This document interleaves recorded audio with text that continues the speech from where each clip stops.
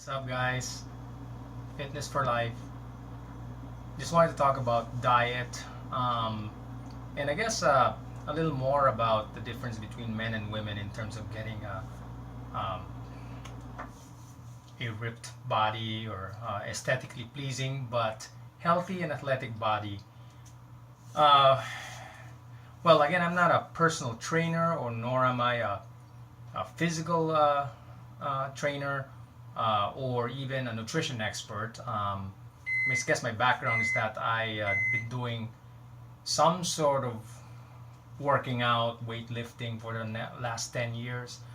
And, it's only just in the past maybe 1 or 2 years that I really kind of started really being doubling down on getting to that fitness level that I wanted. Back then, I was just a power lifter, or I ate like 5 plates of food and then just pushed iron, had somebody spot me. So back then, let's give you a background. Back then, I was pretty strong. I was 200 pounds. For my height, I was 5'7". I was pretty strong on the bench. I benched about 300 pounds for a near 200 pound 5'7" guy. Squatted 900 pounds, and then so anyway, but there was no science or no purpose to it. So I would I would thank myself, I guess, doing that, because that's kind of like a dirty bulking. But yeah, I was fat. My endurance was poor. It's not like I was healthy. I noticed my neck was thick. I don't have any pictures to show, but if it wasn't great. I didn't feel great. Then I started doing Body Beast or Max Insanity and a little of P90X, and that was rapid weight loss enough that I became fit. At the same time, I was able to perform the moves. That's actually very important. So the look that you get is really just a side effect. In the beginning, you'd say, "Oh, I'm gonna do P90X or Max 30 or what, so I could look good." But looking good is a side effect in the end. When you're disciplined, you'll find out that performance is more important. So performance is most important. Now, anyway, that being said, here I am. About 5'7", 155. Again, I don't have any body fat machine measurement, so just reason why I'm doing this video is just to see where I am. I would gather about 12% body fat. Yeah, certainly not above 14.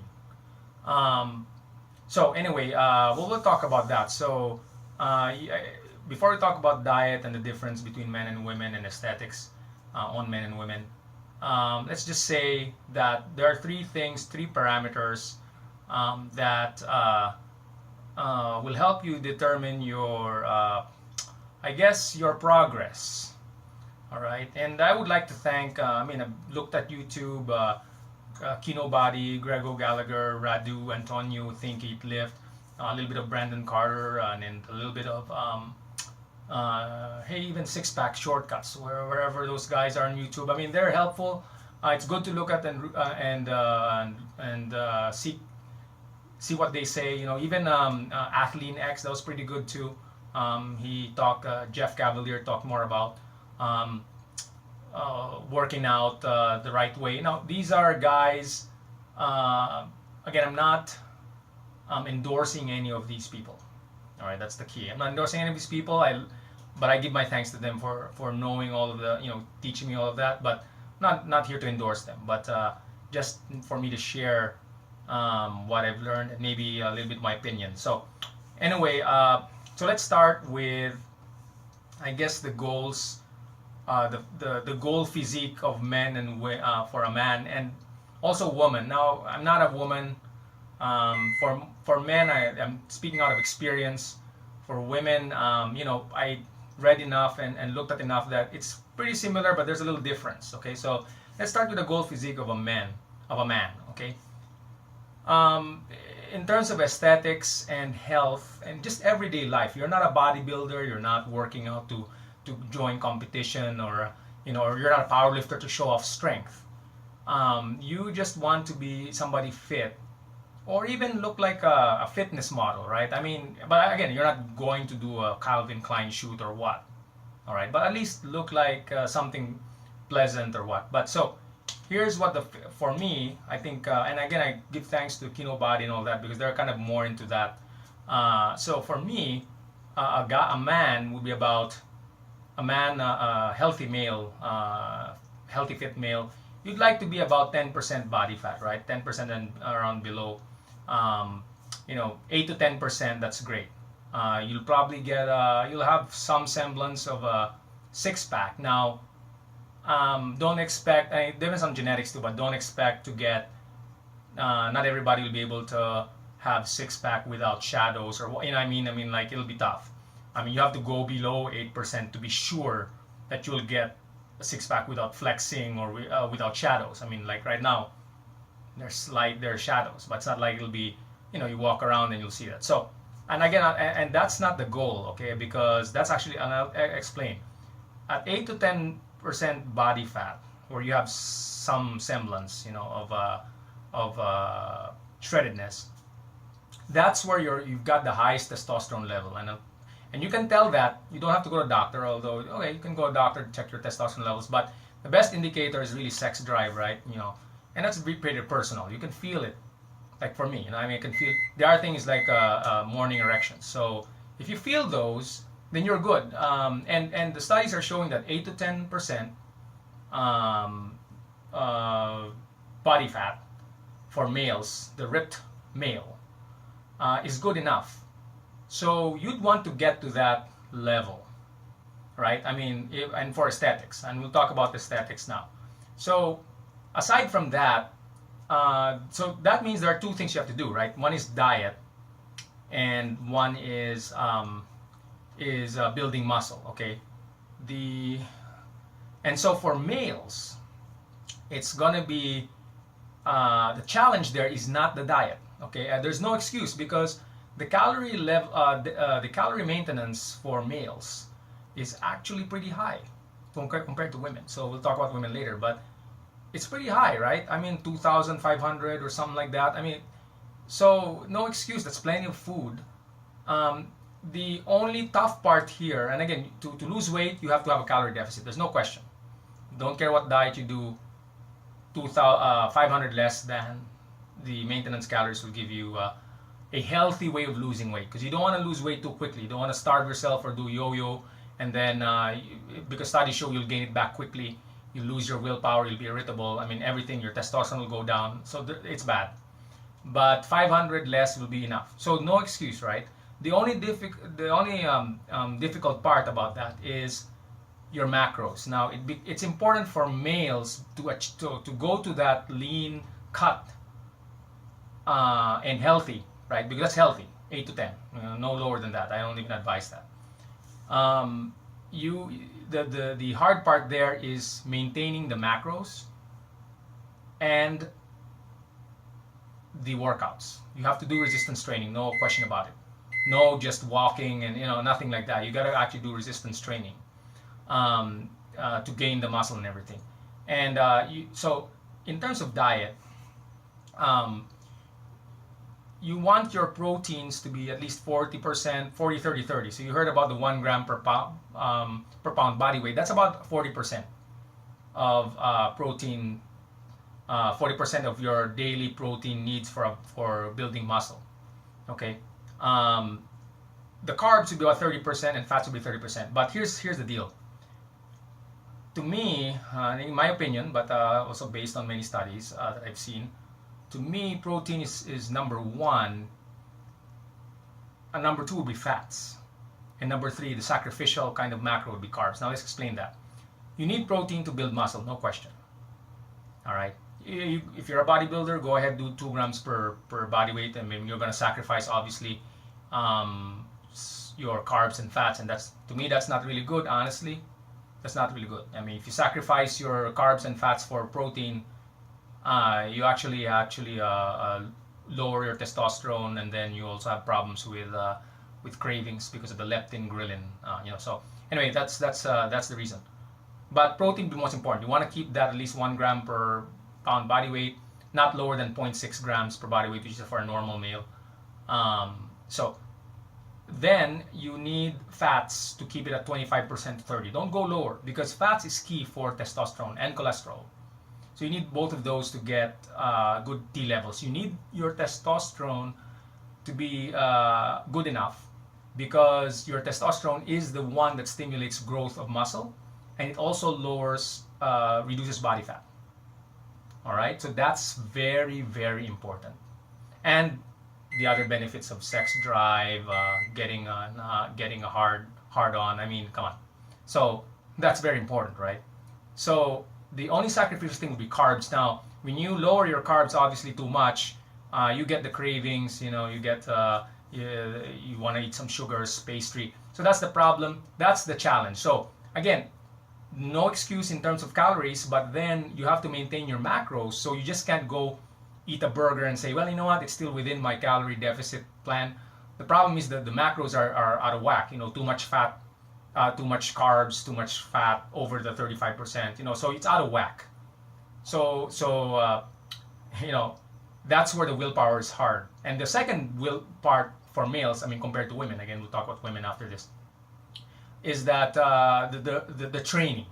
You actually do have to resist. You have to do a progressive overload, sarcoplasmic growth, and these are whether you do low reps but very intense. So you got to do that, and you need recovery. So you can't just do it quickly unless you do steroids. But I'm natural. I don't advise steroids, honestly, because I don't like my testosterone levels to be out of whack.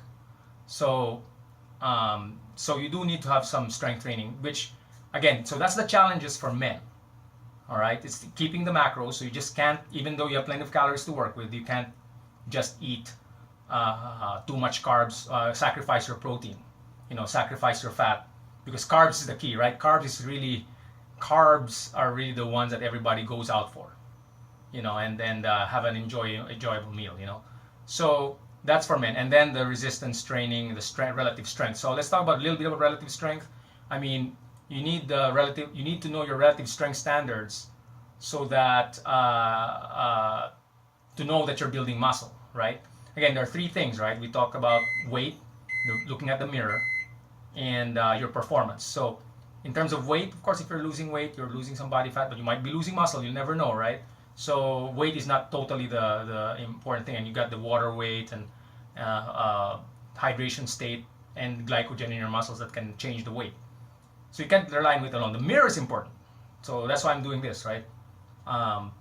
It helps you tell you how much body fat your progress. Okay, it won't give you a number, but certainly why I say maybe I'm 12% or 14% right now, 12 to 14%, not higher than 14%, because other guys who have this kind of level of cut in the mirror, that's the body fat percentage.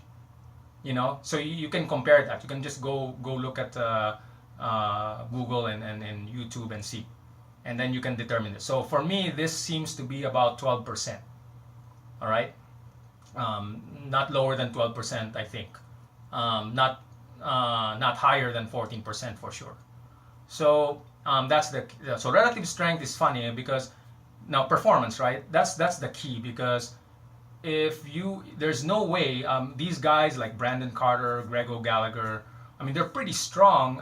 If you do certain strength standards, there's no way you're not going to be ripped or muscular looking, godlike looking, or what. For example, for me, my arms are pretty big, right? For my height, so I did, and they look good. But these are the side effects, right? Because when I do my curls, I'm actually in the elite status. I'm actually pretty strong in my arms and my triceps and biceps compared to the other rest of my body. So this will be about maybe more than 0.3 dumbbell of my body weight. Okay, 0.3 times my body weight. I could do more than that. In fact, I could even do almost like almost close to 0.5. I guess a very elite status would be 0.6 of your body weight on one arm dumbbell. I can't do that. But that's the key, right? My chest probably is intermediate. My back would be the weakest. See, Can't even really, it's not like I've got a wingspan here. So my back is kind of weak, but I'm getting there. I'm getting there. It's not like it's about a half of your body weight plus your own body weight on doing pull-ups. So I'm not really there yet, but I'm getting there. So that's the key. Once you get to those strength standards, and you can just Google that or what relative strength, then you look like these people. That's just the way it is. There's no way you're gonna have fat. There's no way you're gonna not be looking good if you have the strength. So relative strength standard is performance. That's the way to track your level. So that being said, the training becomes important for men. So the healthy male would be about 8 to 10% or 10% body fat, good enough cuts to get some sort of a six pack. Your testosterone levels will be, again, studies show this, will be the greatest. You'll feel great and not suffer. Now, when you go below 8%, again, kudos to the bodybuilders, competition, people who do competition, get all the striations, but that will lower the testosterone. In fact, there's not enough body fat anymore or enough fat actually to make testosterone and everything. So that's really bad. But again, genetics play a role. Who knows? There might be some people who are cut and really at like 6% body fat and still have a sex drive, still can get erect or what. Who knows? But for the normal person, I would say, probably stay away from that. Okay? So that's for men. Now for women, the most difficult part is not the training. You could for women, I think my opinion is, again, I'm not a woman, but is the most difficult part is the diet, because the calorie threshold is lower. So if you say 500 calories less than your maintenance for women, it's gonna be low, really low than men. So that's the hard part. But everything else is easy. So you do that. The diet is the hardest part. But the exercises, the healthy woman with the hourglass curves and everything like that actually only needs to be about 12 to 14% body fat. That's where the hormone levels for women are the greatest. When you get to the athletic range, again, kudos to the Olympic women. Again, they might be genetically gifted to have, sex drive and all that. But actually, when you get to the athletic range, it becomes the testosterone levels go higher in women, and it does do an imbalance. You lose the sex drive. So a ripped woman is actually, to me, if you're looking at aesthetics and biological importance of it, that's probably not a goal that women would want to do. And reason being because we are all made differently. Women have to have a little bit of fat for procreation. Breasts, for example, is made of fat. You need that. Thigh, you need to have a little bit of fat. It's like an indicator of fertility, for example. So really, the studies are showing that 12 to 14% is good. Now, these are women who may have a little bit of a line here. Not fat in the belly, but like have a line here, and then some generous hips and stuff. So there are some ratios, and you can look up on that. I'm not obviously a woman, so I'm not looking up on those things. But that's the key, right? So 12 to 14%. So working out actually is not too bad. You don't need to do strength training. You don't need to worry about macros. You can have 25% protein, and you can have more carbs. So even if you only have a low amount of calories to work with, you can eat ice cream, as long as it's within. So that's the only challenge for women. It's hard. I'm not saying it's easy. It's hard in terms of just getting to a low calorie deficit, low calories for the day. But you don't need a protein and all that, because you really, a little bit muscle is great. If you want to be athletic and be able to walk. I think for women, just my opinion. Unless you're into athletics, going to volleyball or basketball or what. Okay, I understand the need for a little bit of muscle, but like hiking, swimming. If that's the only thing, like casual swimming, hiking, being able to hike or bike, you don't need really that much training or intense training. So that's the women. That's what I think. My opinion is what women should strive for, and look good. Again, 12 to 14% is great. Can't say anything about Hollywood and what they all want, these anorexic women. That's their problem. but that I think is not healthy. All right. So far, the men, it's easier in Hollywood. So these people like Brad Pitt or whoever, if you look at their bodies, they're not really, unless they're not really super ripped. Although if they go below 8%, I mean that's too much. But even in that ripped state, it's great because the testosterone levels are normal, are actually at its peak. All right. So that's my spiel on that. Anyway, otherwise, I would always advise to exercise and again do you could do resistance training for men, but don't forget about resistance training in men. You can't do it every day. You gotta really do some recovery here, because otherwise your muscle won't grow. So sleep becomes important. The 48 hours recovery time, so every other day is better than